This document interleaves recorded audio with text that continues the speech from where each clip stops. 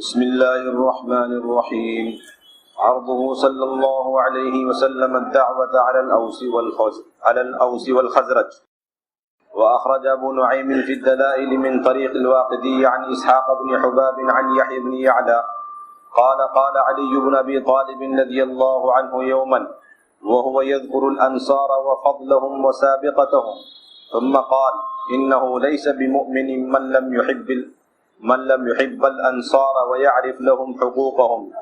هم الله رب والإسلام كما يربى الفلو في غنائهم بأسيافهم وطول ألسنتهم وسخاء أنفسهم.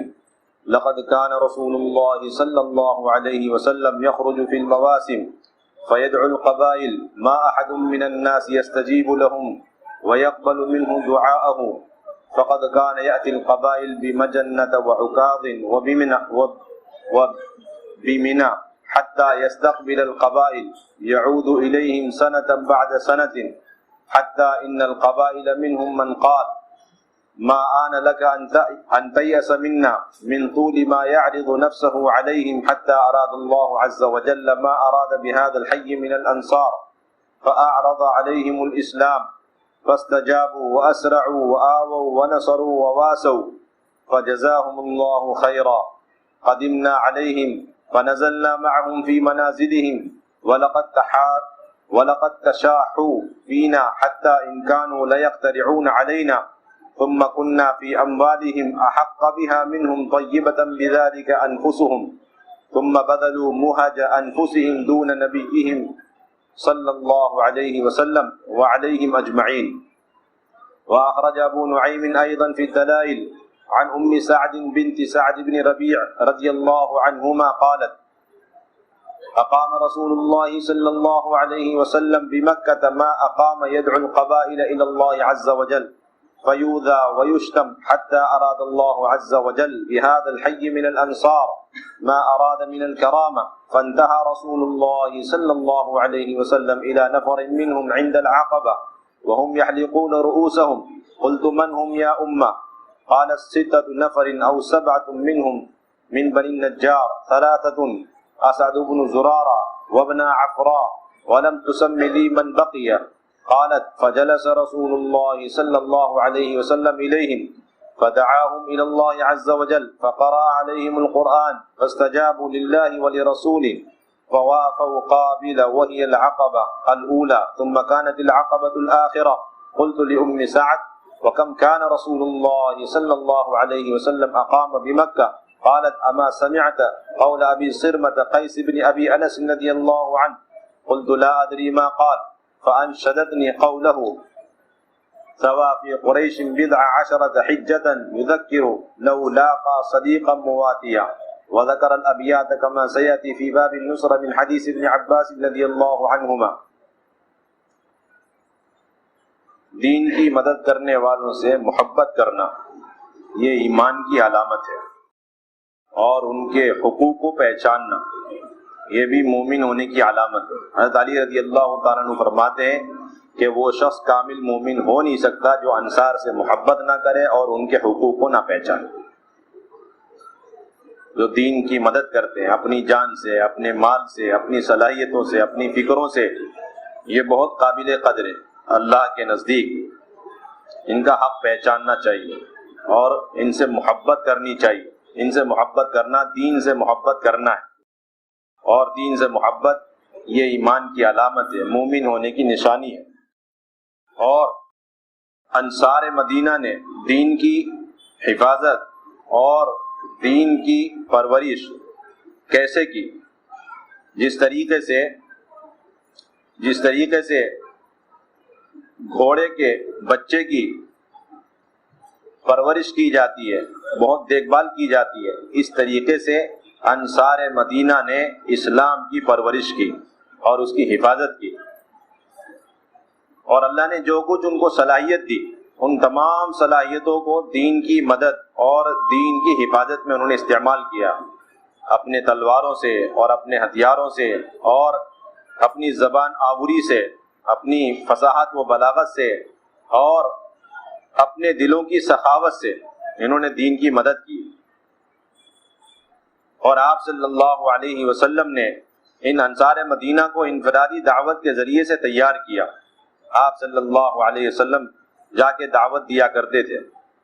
دعوت دینے کے لیے یہ ضروری نہیں ہے کہ مدعو اور سامنے والا دعوت قبول کرے، سامنے والا دعوت قبول کرے نہ کرے، جواب دے نہ دے، لیکن داعی کی ذمہ داری وہ دعوت دیتا رہے، یہ اس کی اپنی ذمہ داری۔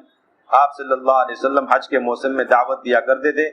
بعض مرتبہ حضور صلی اللہ علیہ وسلم سارے قبیلوں کو دعوت دے دیا کرتے تھے، صبح سے لے کے شام تک، دن اور رات، اور کوئی قبیلے کا کوئی فرد حضور صلی اللہ علیہ وسلم کی بات نہیں سنتا اور آپ صلی اللہ علیہ وسلم کی دعوت کو قبول نہیں کرتا، پوری محنت کے نتیجے۔ لیکن آپ صلی اللہ علیہ وسلم مایوس نہیں ہوتے، اس لیے کہ داعی کی شان ہے کہ وہ اپنی دعوت میں مایوس نہیں ہوتا۔ ہاں مدعو مایوس ہو جائے لیکن داعی مایوس نہیں ہوتا۔ اگر داعی اپنی دعوت میں مایوس ہو رہا ہے تو وہ حقیقی داعی نہیں۔ آج کل دعوت دینے والے بہت جلد مایوس ہو جاتے ہیں، یہ اس بات کی نشانی ہے کہ انہوں نے یہ سمجھ لیا کہ ہماری دعوت کے نتیجے میں فوراً لوگوں کو ہدایت مل جانی چاہیے، حالانکہ ہدایت اللہ کے ہاتھ میں۔ داعی کا کام صرف محنت کو پورا کرنا ہے، ہدایت اللہ کے ہاتھ میں۔ چنانچہ آپ صلی اللہ علیہ وسلم بار بار ان لوگوں کے پاس جاتے اور ہر سال جاتے تو یہ قبیلے والے خود مایوس ہو جاتے تھے اور حیران ہو کے تعجب ہو کے پوچھا کرتے تھے، کیا وہ وقت نہیں آیا، کیا یہ وقت نہیں آیا کہ آپ ہم سے مایوس ہو جائیں؟ اور انصار مدینہ نے حضور صلی اللہ علیہ وسلم کی کیسے کیسے مدد کی۔ صرف نصرت یہ نہیں ہے کہ اپنی مسجد میں جماعت کو ٹھہرا کر ہم فارغ ہو جائیں اور وقت بھی نہ دیں۔ انصار مدینہ کی نصرت یہ تھی کہ یہ ایک ایک ہجرت کر کے آنے والوں کو اپنے گھروں پہ لے جاتے تھے اور دوسروں سے سبقت کرنے کی کوشش کرتے تھے، یہاں تک کہ قرعہ ڈال کر لے جانے کی ضرورت پیش آتی۔ ہجرت کرنے والے تھوڑے ہوتے اور گھروں کو لے جانے کے لیے زیادہ لوگ تیار رہتے، تو قرعہ ڈال کر جس کے نام پر قرعہ نکلتا وہ ہجرت کرنے والوں کو اپنے گھر پہ لے جاتے، اور یہی نہیں کہ لے جا کر 2-4 دن ٹھہرا دیا، بلکہ اپنی جان مال اور جتنی نعمتیں اللہ نے ان کو دی ہیں ان ساری چیزوں میں وہ ان کی نصرت کرتے تھے، برابر کا حصے دار بناتے تھے۔ تو یہ اصل بات ہے۔ تو یہ انصار جو تیار ہوئے حضور صلی اللہ علیہ وسلم کے بار بار جانے سے اور ان کی طرف سے جب تک تکلیف نہیں ہوگی اور داعی جب تک اپنی دعوت میں اذیتیں برداشت نہیں کرے گا اور جو سخت باتیں پیش آتی ہیں اسے برداشت نہیں کرے گا، اس وقت تک دین کے مددگار تیار نہیں ہوں۔ آپ صلی اللہ علیہ وسلم جب دعوت دیا کرتے تھے تو اذیتیں پہنچانے والے اذیت پہنچاتے، گالی دینے والے گالی دیتے، آپ صلی اللہ علیہ وسلم برداشت کرتے رہتے۔ اس کے نتیجے میں یہ مدینے کے انصار تیار ہوئے اور مسلسل 10 سال تک محنت کرتے رہے مکے میں۔ آج کل یہ مزاج بن چکا ہے کہ نصرت کے ہی علاقے میں جانے کی طبیعت کرتی، رخ کچھ طے ہوتا ہے اور جماعتیں دوسرے رخ پہ چلے جاتی۔ یہی وجہ ہے کہ ایک علاقہ دعوت کے اعتبار سے بہت اونچے معیار پر مضبوط ہے، مقامی کام مضبوط ہے اور خروج کی تعداد بھی زیادہ ہے، اور اسی ضلع میں، اسی حلقے میں، اسی علاقے میں دوسری پٹی ایسی ہے جہاں پر ارتداد کی ہوائیں چلے اور ارتداد کا ماحول ہے، گھروں کے اندر مورتیاں ہیں اور کوئی محنت کرنے والا نہیں۔ اس کے علاوہ اور کوئی وجہ نہیں کہ ابھی جماعتوں کا جانا اور نکلنا یہ حضور علیہ الصلوۃ والسلام کے نہج پر اور ترتیب پر نہیں۔ آپ صلی اللہ علیہ وسلم وہاں جا رہے ہیں جہاں کوئی پوچھنے والے نہیں، اور دن بھر کی محنت کے نتیجے میں کوئی کھلانا پلانا استقبال کرنا تو آگے کی بات ہے، آپ صلی اللہ علیہ وسلم کی بات قبول کرنے کے لیے بھی تیار ہے۔ ایسے لوگوں کے پاس بار بار جانے کے نتیجے میں انصار مدینہ تیار ہو۔ اس لیے ہماری ذمہ داری ہے کہ اس نہج کو قائم کرنا اور اپنی جماعتوں کو لے کر ایسے پٹیوں میں، ایسے علاقوں میں جانا جہاں کوئی نصرت اور کوئی استقبال کی شکل صورت نہیں، تاکہ دین کے انصار اور مددگار تیار ہو جائے۔ دیکھیے آپ صلی اللہ علیہ وسلم کا اوس اور خزرج کو دعوت دینا۔ حضرت علی رضی اللہ تعالیٰ عنہ ایک دن انصار کی فضیلت اور ان کے پرانے ہونے اور اسلام میں سبقت لے جانے کو ذکر فرما رہے تھے۔ چنانچہ حضرت علی رضی اللہ عنہ نے فرمایا کہ جو انصار سے محبت نہ کرے اور ان کے حقوق کو نہ پہچانے وہ مومن نہیں۔ اور فرمایا خدا کی قسم انہوں نے اسلام کی ایسے دیکھ بھال کی جیسے گھوڑے کے بچے کی جاتی ہے۔ وہ اپنے ہتھیاروں کی مہارت اور اپنی گفتگو کی طاقت، فصاحت اور اپنے دلوں کی سخاوت کی وجہ سے اسلام کی دیکھ بھال کے لیے کافی ہو گئے۔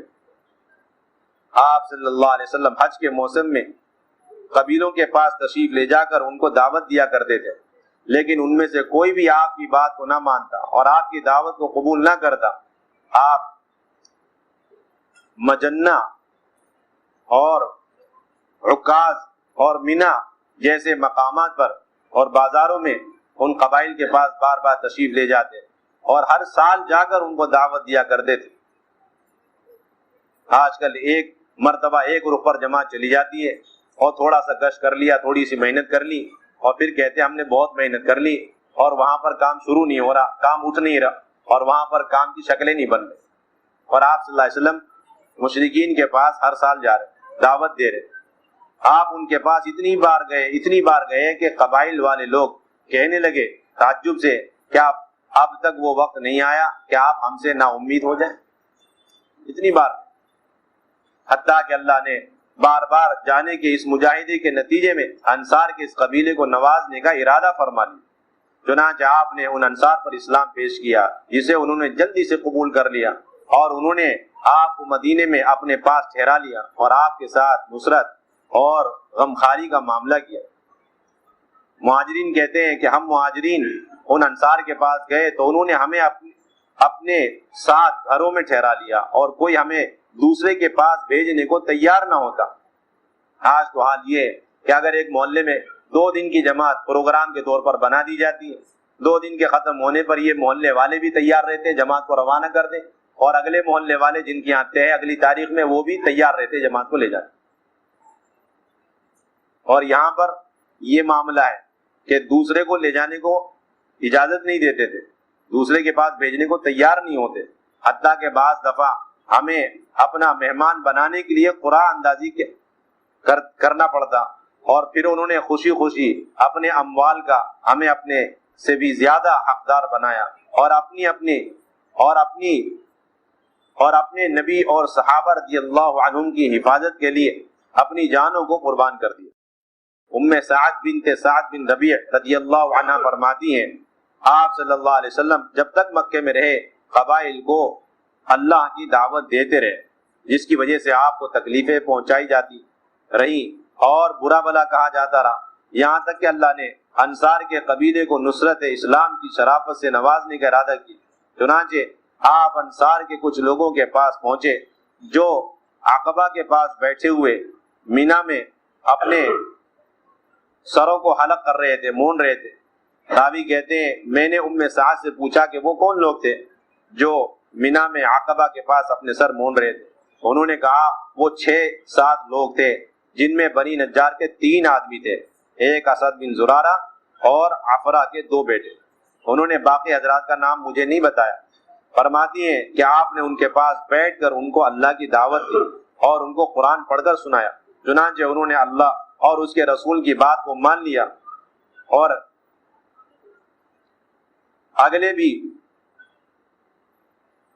اگلے سال بھی حج پر آئے۔ یہ بیعت عقبہ اولا کہلاتی ہے۔ اس کے بعد بیعت عقبہ ثانیہ ہوئی۔ راوی کہتے ہیں کہ میں نے سعد سے پوچھا کہ آپ صلی اللہ علیہ وسلم مکے میں کتنے عرصے رہے، دعوت دیتے رہے، کتنے عرصے؟ تو حضرت سعد نے کہا کیا تم نے ابو سرما قیس بن ابی انس کا کلام نہیں سنا، ان کا شعر نہیں پڑھا؟ میں نے کہا مجھے معلوم نہیں کہ انہوں نے کون سا شعر پڑھا۔ چنانچہ انہوں نے مجھے ان کا یہ شعر پڑھ کر سنایا، جس کا ترجمہ ہے حضور صلی اللہ علیہ وسلم نے قریش میں 10 سال سے زیادہ قیام فرمایا اور اس سارے عرصے میں نصیحت اور تبلیغ فرماتے رہے، اور آپ یہ چاہتے تھے کہ کوئی موافقت کرنے والا دوست آپ کو مل جائے۔ اور بھی کئی اشعار پڑھے جن کا تذکرہ حضرت ابن عباس رضی اللہ تعالیٰ عنہ کی حدیث میں نصرت کے باب میں عن قریب آئے۔ اللہم صلی علی سیدنا و مولانا محمد وعلی آل سیدنا و مولانا محمد كما صليت على إبراهيم وعلى آل إبراهيم إنك حميد مجيد. ربنا ظلمنا أنفسنا وإن لم تغفر لنا وترحمنا لنكونن من الخاسرين.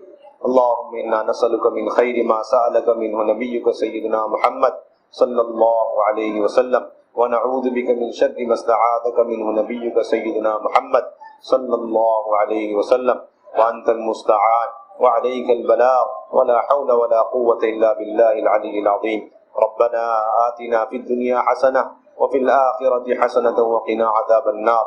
سبحان ربك رب العزة عما يصفون وسلام على المرسلين الحمد لله.